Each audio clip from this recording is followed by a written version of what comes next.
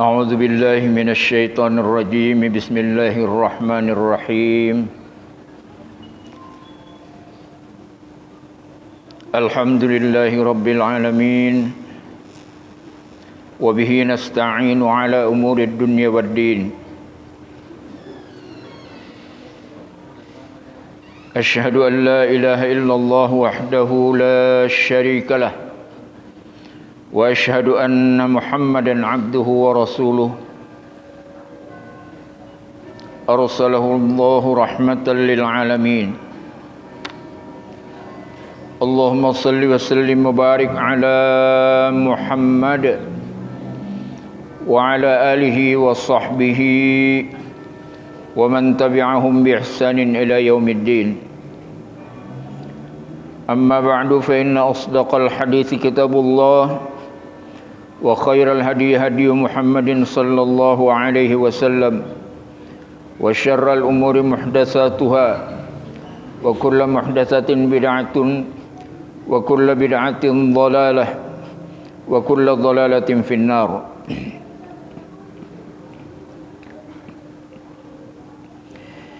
Puji dan syukur kembali kita panjatkan kehadirat Allah Subhanahu wa taala atas segala limpahan hidayah dan taufiknya, atas segala limpahan nikmat dan karunia-Nya kepada kita. Salawat dan salam tak lupa kita haturkan kehadiran junjungan kita Nabi besar Muhammad sallallahu alaihi wasallam, juga kepada keluarga dan sahabat-sahabat beliau serta orang-orang yang mengikuti mereka hingga akhir zaman.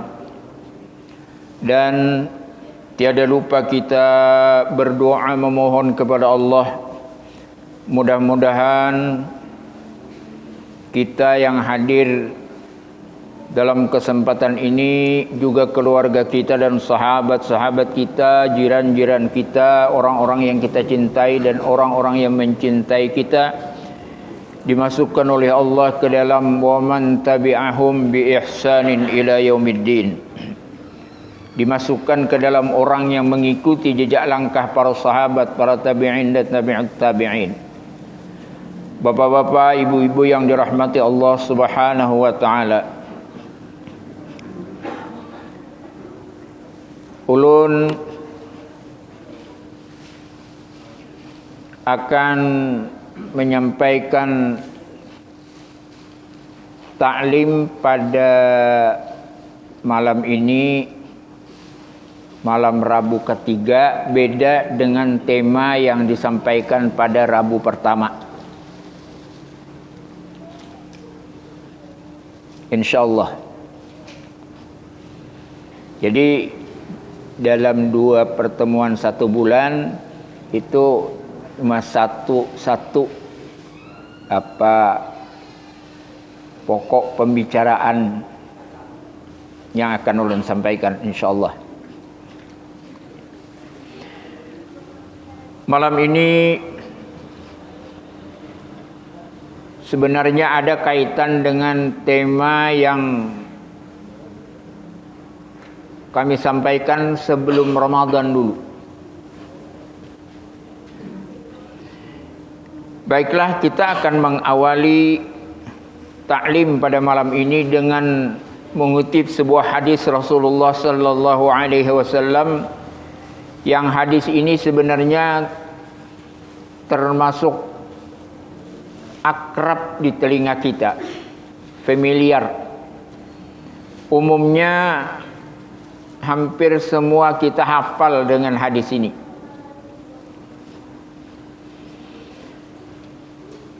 Sebenarnya memang hadis ini adalah hadis yang panjang, tapi yang dikutip itu cuma satu bagian kecil.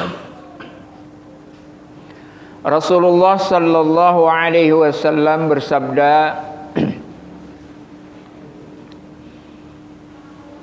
"Ala wa inna fil jasadi mudghatan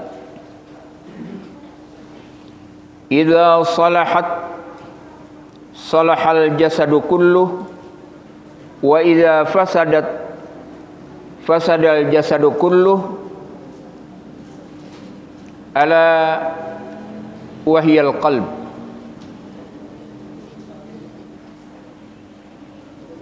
Rasulullah sallallahu alaihi wasallam mengingatkan kita, ala wa inna fil jasadi mudghatan. Ketahuilah, kata Rasulullah, bahwa di dalam jasad, di dalam diri manusia ada segumpal darah, atau ada yang menyebut segumpal daging. Tapi tentu kalau disebut segumpal darah ini tidak persis seperti darah beku. Maksudnya darah yang membeku itu disebut mudghah, bukan. Mudghah ini satu tahapan di dalam proses terciptanya penciptaan manusia. Dan bagian dari diri manusia itu ada satu gumpalan yang disebut dengan mudghah. Terserah mau diterjemahkan segumpal darah atau segumpal daging, atau disebut saja dengan mudghah. Saya pernah membaca ada istilah mudigah. Mudigah jadi diterjemahkan dengan mudigah dalam bahasa Indonesia. Ulun sebut saja mudghah, satu gumpalan yang ada di dalam diri manusia. Rasulullah mengatakan idza salahat, kalau mudghah ini bagus, salahal jasadu kulluh, maka seluruh jasad diri seseorang itu akan bagus. Wa idza fasadat, kalau yang gumpalan disebut mudghah ini rusak, fasadal jasadu kulluh, maka rusak pula lah seluruh tubuh, anggota tubuh seseorang itu. Ala, ketahuilah, kata Rasulullah, yang disebut dengan mudghah tadi wahyal qalbu, yaitu hati. Bapak-bapak dan ibu-ibu, memang kalau diperhatikan bentuk fisik hati itu lebih dekat kepada darah, Pak. Bahkan disebut dua darah yang halal. Darah itu kan haram, Pak, dimakan. Tapi ada dua darah yang halal. Umpama kalau kita nyembelih kambing, nyembelih sapi, kalau darah hasil sembelihan itu kita bekukan, apalagi dengan memakai zat kimia, nanti bentuknya mirip betul dengan hati. Dan banyak dijual oleh orang-orang yang tidak bertanggung jawab, dijual di pasar daging seperti menjual hati. Tapi si pembeli sebagiannya memang tahu, wah ini gawat juga, salahnya sendiri itu. Ada orang yang seperti itu. Nah, tapi memang hati itu termasuk darah yang halal. Dua darah yang halal, yaitu hati dan limfa. Dua bangkai yang halal, bangkai ikan dan bangkai belalang, tidak perlu disembelih. Baik, memang di dalam hadis ini yang disebut itu adalah mudghah, itu satu benda fisik. Jadi bendanya itu adalah benda fisik yang disebut. Tetapi yang dimaksud oleh Rasulullah sallallahu alaihi wasallam justru yang rohaniah.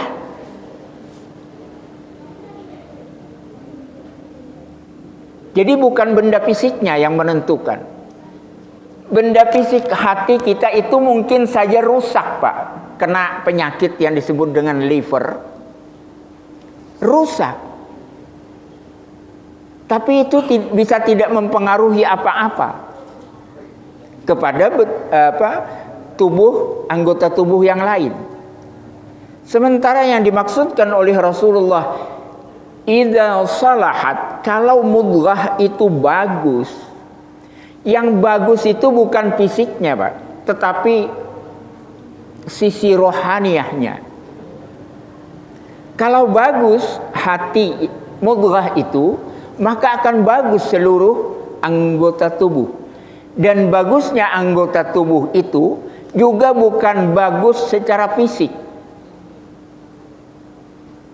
Wa idza fasadat, kalau rusak, yang rusak bukan fisik, tetapi yang rusak rohaniyahnya. Fasadal jasadu kulluh, maka rusak pula anggota tubuh yang lain. Yang rusak memang bukan fisiknya. Ala, ketahuilah, gumpalan darah atau gumpalan daging tadi yang disebut dengan mudghah, wahyal qalb, yaitu hati. Bapak-bapak, saudara-saudara yang dirahmati Allah Subhanahu wa taala. Di antara para ulama memberikan tamsil bahwa hati itu bagi anggota tubuh adalah ibarat seorang raja terhadap bala tentaranya atau terhadap karyawan-karyawannya, terhadap aparat-aparat pemerintahannya. Sang raja ini memiliki kekuasaan penuh dan tidak bisa ditantang oleh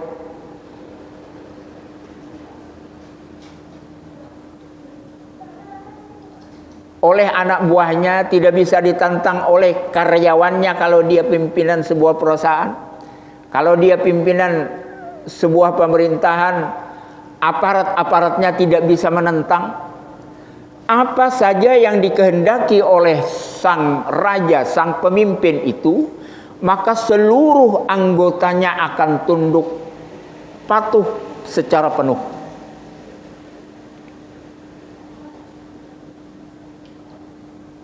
Apabila hati itu baik, seperti disebut di dalam hadis tadi, idza salahat, maka akan baik pula anggota tubuh ini. Nah, kita tentu maklum maknanya bahwa yang baik itu bukan fisiknya. Sebab ada orang yang fisik hatinya itu bagus, sehat, tidak ada penyakit, tapi tangannya, matanya, telinganya bisa saja rusak, Pak. Itu fisik. Tetapi karena yang dimaksudkan oleh Rasulullah sallallahu alaihi wasallam itu adalah sisi rohaniyahnya, maka kalau hati seseorang sudah rusak, niscaya anggota tubuhnya juga akan ikut rusak.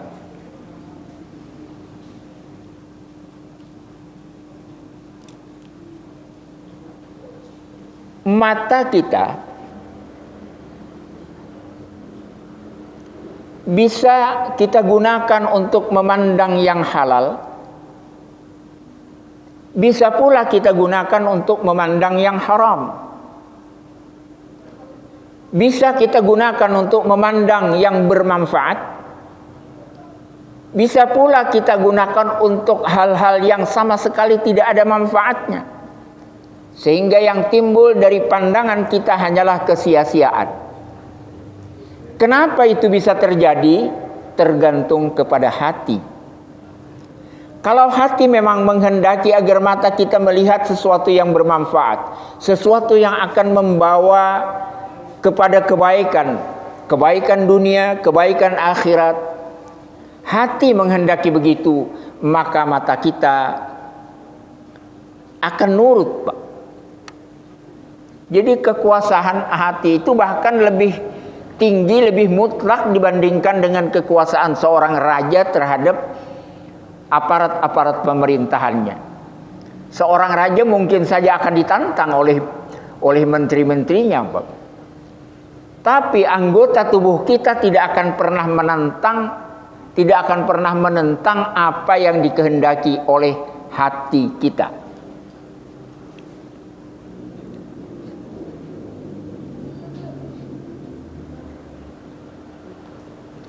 Telinga Telinga kita akan kita gunakan untuk mendengarkan perkara-perkara yang baik. Kita mungkin mendengarkan murattal Al-Quran, kita akan mendengarkan tausiah pengajian, kita akan mendengarkan nasihat seorang teman yang baik, kita akan mendengarkan pesan-pesan dari orang-orang yang menyampaikan pesan-pesan kebaikan. Telinga kita akan kita gunakan seperti itu manakala memang hati kita memerintahkan ke masalah itu. Begitu pula lidah kita, mulut kita, lidah ya. Apakah dia akan bertutur yang baik? Mulai membaca Al-Quran, mulai berzikir, mulai memberikan nasihat, mulai memberikan bimbingan kepada orang lain, pengajaran kepada orang lain kalau dia seorang guru umpamanya. Atau mulutnya digunakan untuk mencaci maki orang, membeberkan keburukan orang, menyebarkan aib orang, mengadu domba dan lain sebagainya. Itu tergantung kepada perintah hati. Begitu seterusnya anggota tubuh kita ini akan digunakan untuk perkara yang baik atau digunakan untuk perkara yang buruk, tergantung dengan hati kita. Nah, sekarang sudah jelas bagi kita apa yang dimaksudkan oleh Rasulullah sallallahu alaihi wasallam, idza salahat, kalau hati itu baik, salahal jasadu kulluh, wa idza fasadat, fasadal jasadu kulluh. Kalau baik itu hati, maka baik pula lah seluruh anggota tubuh. Kalau buruk itu hati, maka buruk pula lah anggota tubuh kita. Ma'asyiral muslimin rahimani wa rahimakumullah.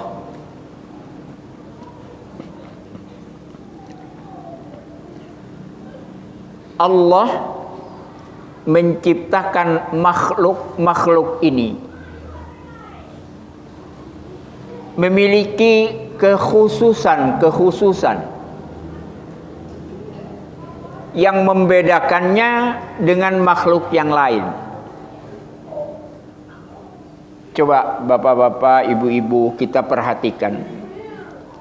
Seekor sapi bisa kita gunakan untuk kendaraan. Bisa. Seekor kuda juga bisa kita gunakan untuk kendaraan. Kita naiki, kita jadikan sebagai kendaraan. Bisa memang. Tetapi keduanya memiliki kekhasan sendiri-sendiri. Kuda tidak sepatutnya dijadikan sebagai hewan yang akan bekerja menarik sebuah gerobak. Ada gerobak, ngangkut kayu, ngangkut barang, ngangkut pisang, gerobak. Itu tidak ditarik oleh seekor kuda. Tapi yang lebih pas ditarik oleh seekor sapi. Bisa enggak dipaksakan? Bisa, Pak. Tapi tidak sesuai dengan fungsi sebenarnya. Sebaliknya kalau digunakan untuk melakukan perjalanan jauh dengan kecepatan lebih tinggi, tentu kita lebih pas kalau menggunakan seekor kuda ketimbang seekor sapi. Apalagi kalau digunakan untuk berperang.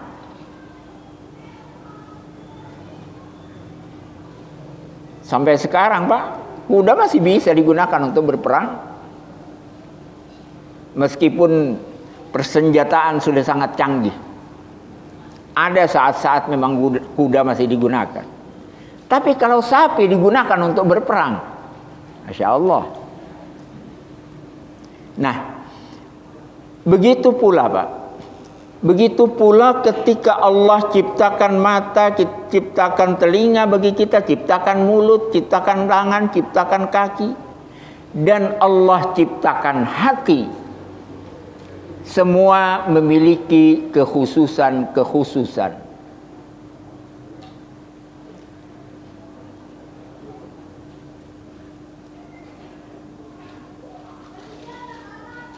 Hati itu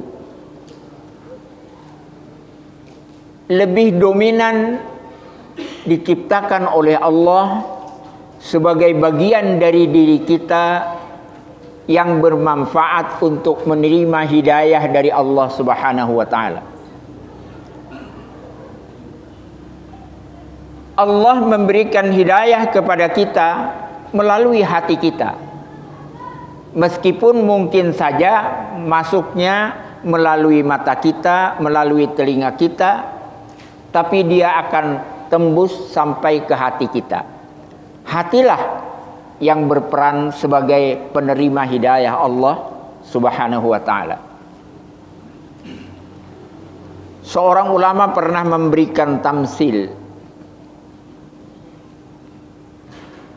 Hati itu bagaikan cermin.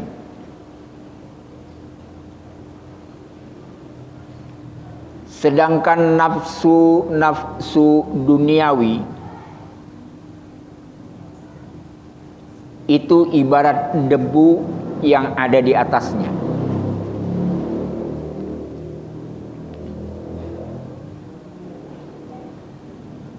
Hati kita akan sulit menerima cahaya ilahiyah, seperti sebuah cermin tidak dapat menyerap dan memantulkan cahaya matahari, manakala di atas cermin itu penuh dengan debu.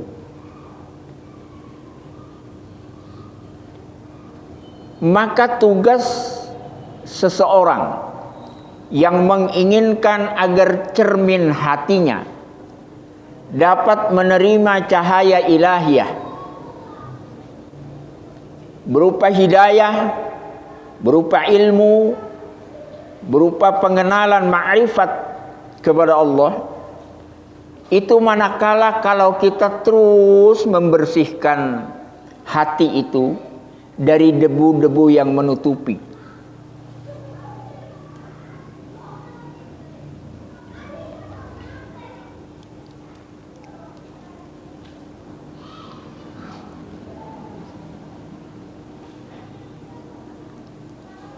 Bapak-bapak yang ibu-ibu yang dirahmati Allah Subhanahu wa taala.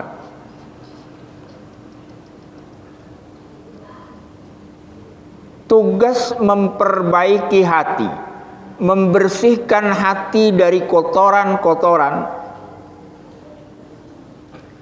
meluruskan jalannya, itu menjadi tugas pokok bagi setiap orang yang ingin menempuh perjalanan menuju kebenaran, mendekat kepada Allah Subhanahu wa taala.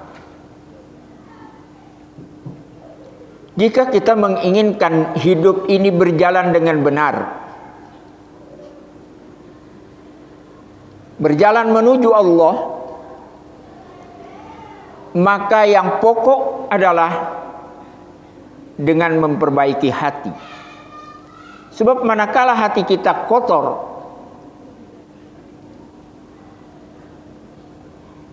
sulit bagi kita untuk menempuh perjalanan menuju Allah itu.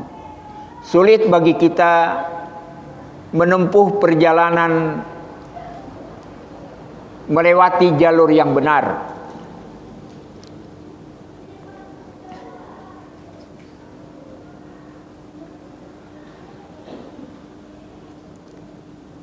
Memang kadang-kadang ada orang-orang yang maaf-maaf dalam sepanjang kehidupannya penuh dengan dosa, penuh dengan kemaksiatan. Tetapi kenapa ada tiba-tiba saja dia berubah menjadi orang baik? Padahal kehidupannya buruk sekali. Yaitu memang adalah kehendak Allah Subhanahu wa taala. Dan kadang-kadang orang yang seperti itu ada sesuatu yang membuat dia diberikan hidayah oleh Allah yang secara zahir tampak seperti mendadak. Tetapi jangan sampai kita berangan-angan, biar saja perbuatanku kayak apakah. Kalau Allah menghendaki aku jadi baik, kan baik juga. Jangan seperti itu. Kita tetap berusaha untuk memperbaiki kehidupan kita itu dengan cara memperbaiki hati kita. Membersihkan hati kita dari segala kotoran-kotoran yang menutup permukaan cermin hati, agar kita dapat memperoleh hidayah dari Allah Subhanahu wa ta'ala.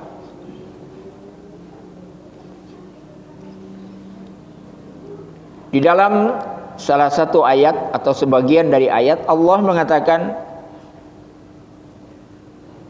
"Wa may yu'min billah yahdi qalbah." Barang siapa beriman kepada Allah, itu pertanda bahwa Allah memberikan hidayah kepada hatinya. Bapak-bapak dan ibu-ibu, fungsi dari hati ini yang pokok sekali adalah menerima cahaya iman. Menerima cahaya iman yang Allah berikan ke dalam diri kita. Seberapa bagus iman yang masuk ke dalam diri kita, itu seberapa bersih hati kita. Barangkali memang kita tidak termasuk orang yang hatinya sangat bersih sehingga tidak ada setitik pun debu atau kotoran yang menutup.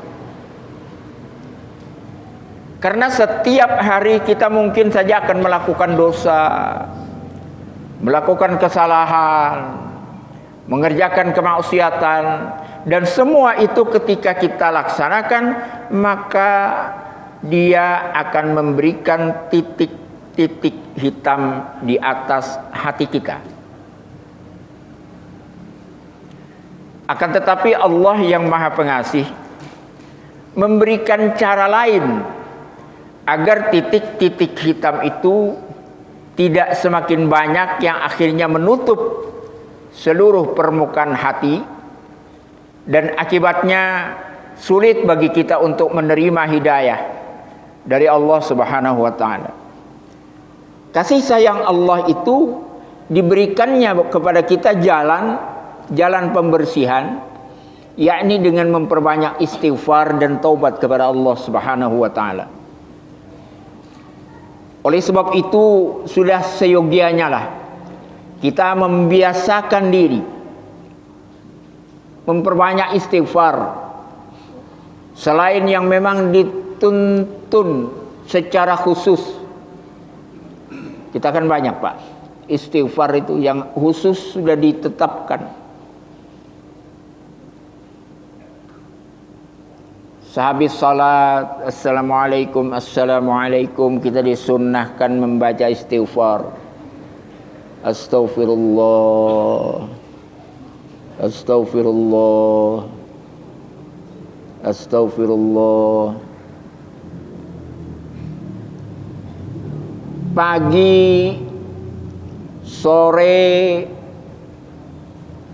kita disunnahkan membaca istighfar. Bahkan juga ada sayyidul istighfar. Setiap pagi istighfar 100, setiap sore istighfar 100. Ditambah dengan sayyidul istighfar. Kemudian sangatlah disukai kalau kita sebagai seorang muslim, sebagai orang-orang beriman ini, untuk beristighfar pada saat dini hari, pada saat sahur, menjelang subuh. Allah memuji orang yang memperbanyak istighfar di saat sahur itu. Wal mustaghfirina bil ashar. Di ayat lain disebut wabil asharihum yastaghfirun. Jadi pada saat sahur kita disunnahkan, disukai memperbanyak istighfar. Bahkan Pak, bangun tidur itu juga ada istighfar.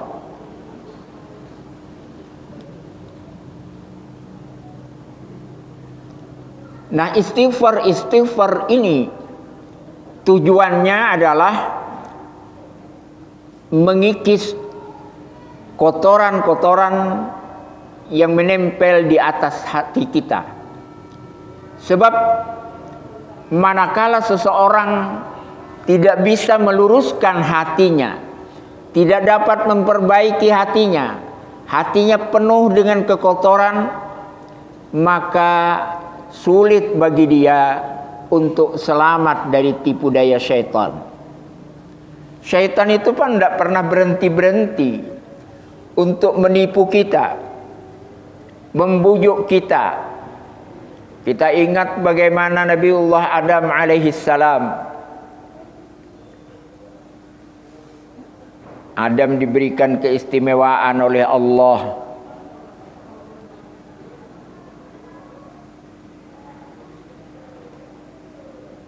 Para malaikat disuruh sujud kepada Adam. Adam diberikan keistimewaan. Ini menimbulkan rasa dengki di hati iblis.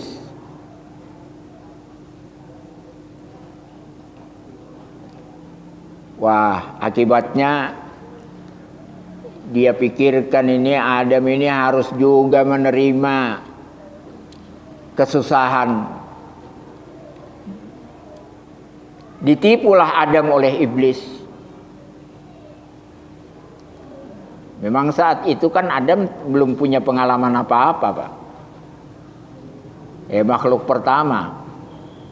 Belum punya pengalaman berhadapan dengan iblis. Akhirnya terjebaklah Adam ke dalam tipu daya iblis. Namun Allah yang Maha Pengasih, Allah mengampuni kesalahan Adam itu. Tipu daya iblis itu terus dia tujukan kepada anak cucu Adam, dan itu janji dia kepada Allah. Sedikit mungkin saya ingatkan, iblis itu siapa, Pak? Kan makhluk yang diciptakan Allah terkait dengan ketaatan kepada Allah itu ada 3. Ada malaikat, ada jin, ada manusia. Malaikat ketika diperintahkan melaksanakan tugas, udah mutlak taat, tidak pernah maksiat, tidak pernah menentang, taat terus. Beda dengan manusia dan jin, itu bisa taat, bisa maksiat. Nah, yang jadi iblis itu dari kalangan jin, Pak. Dulu saat menentang perintah Allah. Diceritakan itu di dalam surah Al-Kahfi. Wa idh qala rabbuka lil malaikati isjudu li adama fasajadu illa iblis kana minal jin fafasaqa an amri rabbih. Ketika Allah perintahkan kepada malaikat untuk sujud kepada Adam, maka malaikat sujud. Yang tidak mau sujud adalah iblis. Bapak-bapak, ibu-ibu, jangan berpikir iblis tidak taat, tidak mau sujud. Kenapa? Apakah karena perintah itu hanya untuk malaikat? Kan perkataannya begitu. Wa idz qala rabbuka lil malaikati isjudu. Ketika Allah Rabb memerintahkan kepada malaikat, usjudu, sujudlah kalian. Apa di sana jin ikut diperintah?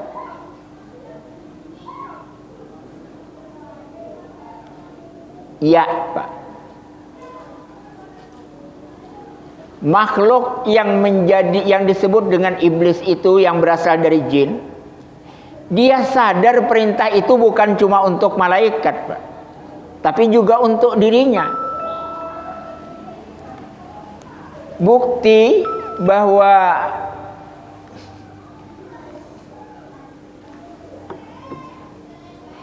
perintah itu adalah juga untuk dirinya. Ketika Allah tanya, Ya iblis, ma mana'aka alla tasjuda id amartuk? Apa yang menyebabkan engkau enggan untuk sujud memenuhi perintahku ketika aku memerintahkan engkau untuk sujud? Itu kan di kalimat lainnya.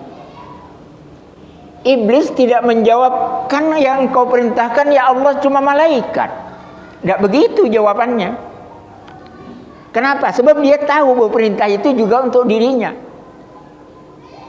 Dia jawab apa? Ya Allah, ana khairum min. Saya tidak mau sujud kepada Adam itu karena saya lebih baik daripada Adam. Khalaqtani min nar wa khalaqtahu min tin. Kau ciptakan aku dari api, sedangkan dia engkau ciptakan dari tanah. Itu ya Allah yang menyebabkan aku enggan untuk sujud kepada Adam itu. Artinya iblis tahu bahwa perintah sujud itu bukan hanya untuk para malaikat. Nah, bapak-bapak, ibu-ibu yang dirahmati Allah Subhanahu wa taala, apa bahayanya kalau seseorang, kembali ke masalah tugas kita memperbaiki hati. Kalau kita gagal memperbaiki hati, meluruskan arah jalan hati, maka sulit bagi kita untuk terlepas dari perangkap setan. Setan sudah berjanji, iblis sudah berjanji, dia akan terus menjebak manusia, anak cucu Adam, karena dia gagal menyesatkan Adam secara terus-terusan. Maka anak cucu Adamlah yang akan menjadi incaran dia. Kita semua. Akan tetapi manakala kita berhasil menjaga kelurusan hati kita, bila kita berhasil memperbaiki kondisi hati kita, insya Allah jebakan-jebakan setan itu akan bisa kita singkirkan. Manakala kita gagal, maka setan akan menggunakan kesempatan itu, melihat kondisi hati kita yang rusak itu, untuk menjadi sasaran jebakan dia. Banyak Pak cara-cara setan menjebak kita agar kita terjerumus ke dalam kemaksiatan terhadap Allah Subhanahu wa taala. Ada kalanya setan menyuruh kita untuk berbuat maksiat secara langsung. Dia bujuk kita untuk melakukan kemaksiatan dengan cara mengerjakan apa yang dilarang Allah atau meninggalkan apa yang diperintahkan Allah. Manakala dia gagal dalam hal itu, dia bisa saja berubah trik, berubah cara. Dia suruh kita melaksanakan perintah Allah.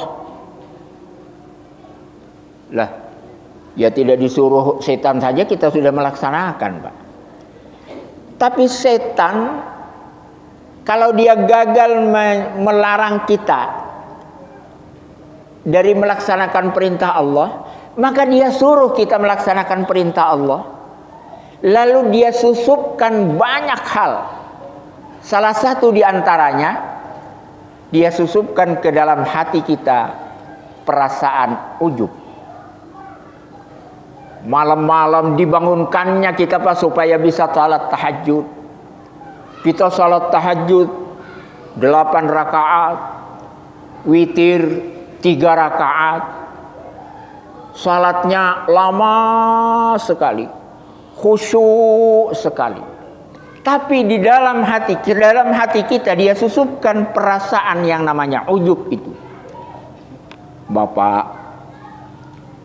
di kampung ini kira-kira Pak, mungkin sampeanlah satu-satunya orang yang melaksanakan sholat tahajud pada saat orang sedang tertidur.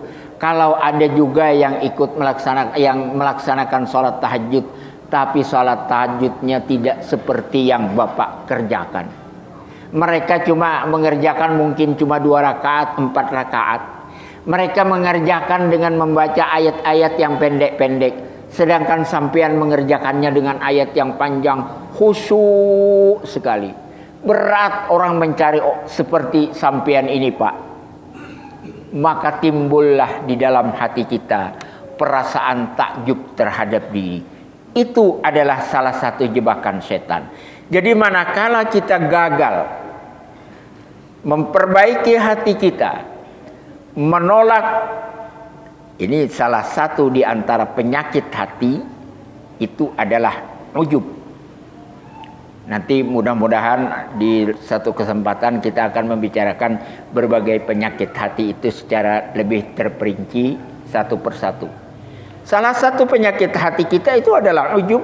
Dan ujub itulah yang dimasukkan oleh setan ke dalam hati kita, sehingga timbullah kebanggaan, aku adalah seorang ahli ibadah. Kalau aku lagi tahajud, oh kira-kira berat ada orang yang menandingi seperti aku. Timbul di dalam hati. Kalau seperti itu, maka berhasillah setan menjebak kita. Bapak-bapak, ibu-ibu Allah Subhanahu wa taala, ini kira-kira dekat, maka mungkin pertemuan kita dalam kesempatan ini cukup sampai di sini dulu. Insyaallah di setiap minggu ketiga, setiap Rabu ketiga, insyaallah tema-tema yang ulun sampaikan mengarah ke masalah-masalah seperti ini, yakni membicarakan tentang akhlak kita, memperbaiki akhlak kita dengan melihat sisi hati kita. Mudah-mudahan itu akan mendatangkan kemanfaatan. Dan kita tutup dengan doa, subhanakallahumma wa bihamdika asyhadu an la ilaha illa anta astaghfiruka wa atubu ilaik. Wassalamualaikum warahmatullahi wabarakatuh.